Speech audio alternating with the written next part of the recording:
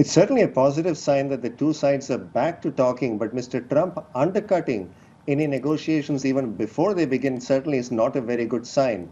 The key issue is the political dynamics within the US leading up to the November midterm elections, and it's hard to see any significant pressure building up on Mr. Trump to give concessions to the Chinese. So the US administration still seems to be in the mode of giving the Chinese a chance to give concessions and perhaps, in their hope, capitulate to all of the US demands, which I don't think the Chinese are in a mood to do. What Mr. Trump sees is a strong economy, a pretty strong stock market, no blowback from his political base, and a Congress that does complain but is unwilling to push back against him. So I don't see much of a room for a negotiation that leads to a settlement, especially before the November midterm elections here in the US. So let's talk about the time frame of all of this as well. You point to the midterm elections in November. Trump and Xi also set to meet at around that time. So tell me, what's your view? Do you think this trade war with China could help or hinder President Trump in those midterms?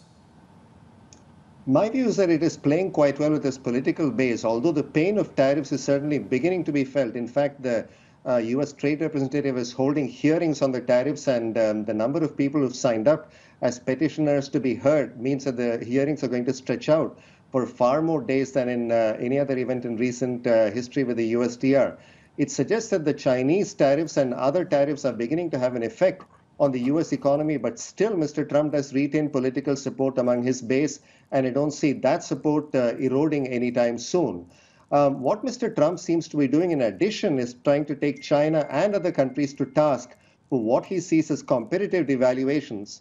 And this is fairly dangerous territory because many of these moves in exchange rates are taking place because of market conditions. The US economy is strong, the Fed is in tightening mode, and other countries are quite weak. So it becomes very difficult at this stage to try to argue that in fact the US dollar should not be strengthening. So interpreting that as competitive devaluations being engineered by other trading partners certainly sets up for even more trade tensions, and that's the way Mr. Trump seems to be heading.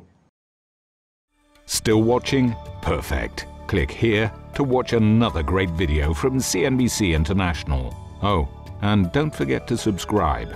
Thanks for watching.